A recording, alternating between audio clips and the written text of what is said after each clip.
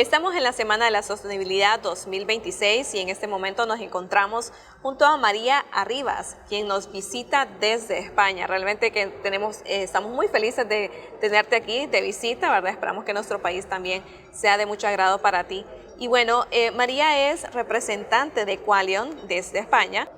Y bueno, María nos comentaba en la conferencia, muy interesante por cierto, ¿verdad? Y cómo el cerebro puede funcionar, ¿verdad? Y que aquí realmente tenemos nosotros nuestra IA, ¿verdad? En nuestra inteligencia artificial, un tema que está muy actual y que lo podemos aplicar a tantos temas en esta herramienta también digital, ¿verdad? Que nos ayuda a no solamente a avanzar con los procesos, pero también a mejorarlos. Y eso no significa también que vamos a reemplazar nuestro pensamiento ni tampoco nuestra forma de trabajar.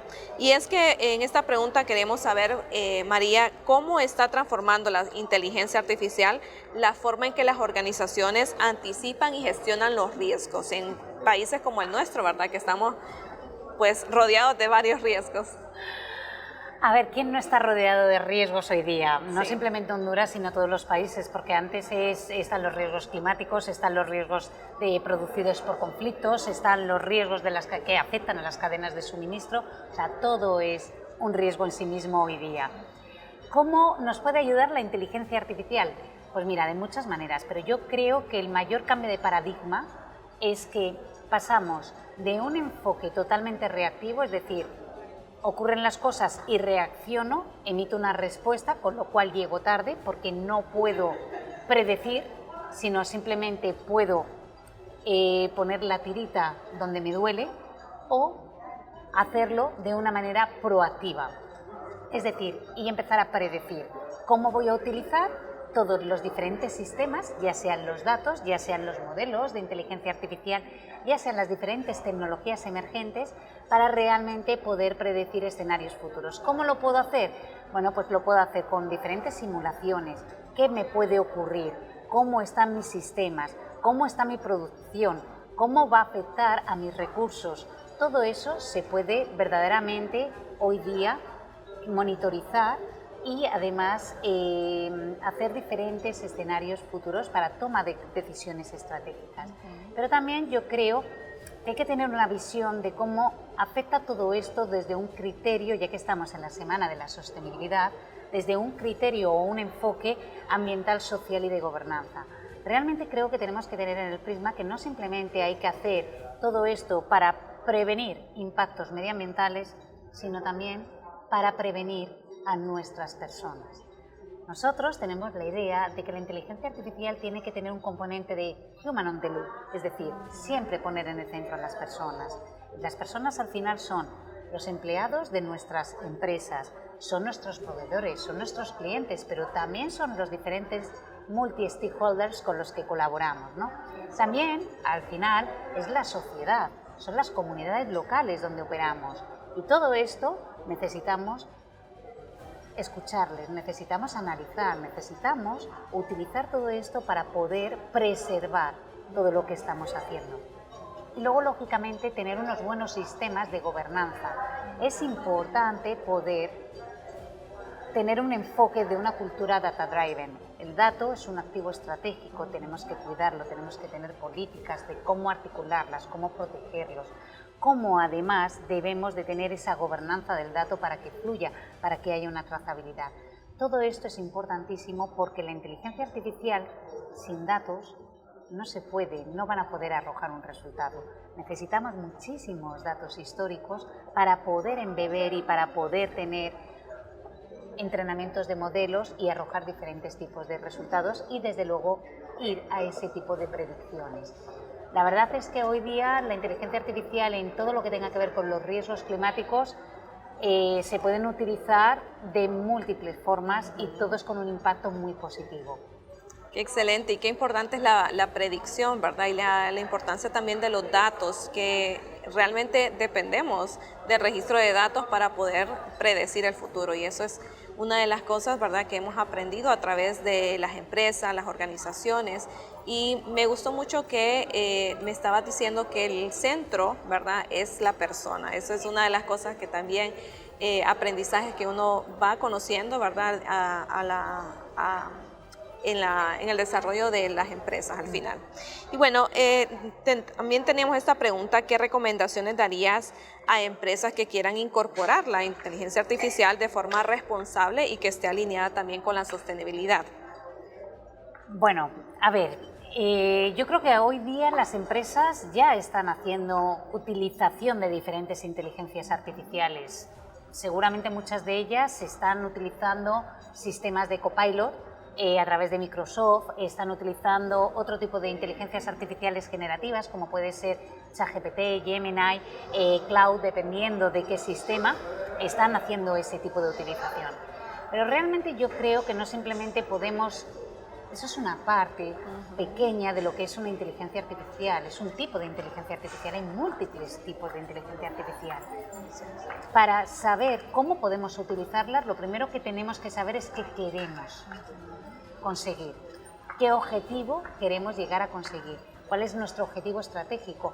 Y de eso, y por eso vamos a diseñar una hoja de ruta para saber o para poder analizar qué inteligencia artificial es la que mejor te puede ayudar. Porque no es lo mismo si yo quiero detectar, no sé, todo lo que tenga que ver con el análisis o un sistema de mapa de calor, ¿no? Okay. Pues esto nos hace, pues podemos utilizar sistemas de visión por computadora, que al final nos traslada una imagen a lo que es un resultado, un número, para esa ponderación. Podemos utilizar redes neuronales que basan o que puedan alimentar una base de conocimiento a través de grafos. Es que dependiendo de lo que necesitemos podemos utilizar un tipo de inteligencia artificial u otra. Entonces yo recomendar por recomendar, no. Primero tengo que saber qué es lo que quieren alcanzar, qué es lo que quieren conseguir y lógicamente siempre recomiendo que empiecen por algo que sea un piloto, algo que puedas monitorizar lo que van a ser los resultados para después ir escalando, ir creciendo, ir haciéndolo más grande. Excelente, muchísimas gracias. María, realmente que es un tema, ¿verdad?, que es nuevo y que estamos también adaptándonos poco a poco a nivel empresarial. También durante tu conferencia pues habían varias preguntas y bastante interés, ¿verdad?, en diferentes temáticas que mencionaste y bueno, por factor tiempo, ¿verdad?, no los pudimos contestar, pero aprovechamos ese espacio, ¿verdad?, para poderlos realizar. ¿Qué recomienda que en Honduras inicie como proyecto piloto sobre lo que nos ha recomendado durante esa conferencia y quiénes deberían ser los involucrados? Bueno, voy a empezar por la segunda, porque creo que para empezar a arrancar un proyecto piloto primero tenemos que definir quiénes van a ser los actores, ¿no? Sí. En qué vamos a poner esta responsabilidad, ¿no? Yo creo que fundamentalmente se necesita una institución que albergue otras instituciones. Por ejemplo, yo creo que Fundarse podría empujar un rol bastante importante porque es, digamos, la capa sobre la que se ordenan o de la que emanan diferentes tipos de organizaciones, ¿no? Y al final tiene una representatividad de diferentes actividades empresariales, ¿no? Y luego, lógicamente, creo que no simplemente tiene que estar el sector privado representado, sino a mi modo de ver debería de estar representado también las instituciones públicas. Y aparte, otro stakeholder que creo que es importante, que nos ayuda a la narrativa, a ese conocimiento, a esa divulgación, como pueden ser los medios de comunicación, ¿no? Es un actor importante que recoge y que sirve de altavoz. Y al final es un aliado para esa evangelización, para ese conocimiento. Y si no tenemos eso, ¿sabéis lo que pasa? Que normalmente en la población suele haber un rechazo, porque de lo que no sabemos nos entra un miedo y rechazamos. Así que yo creo que podría ser una forma importante para empezar a trabajarlo.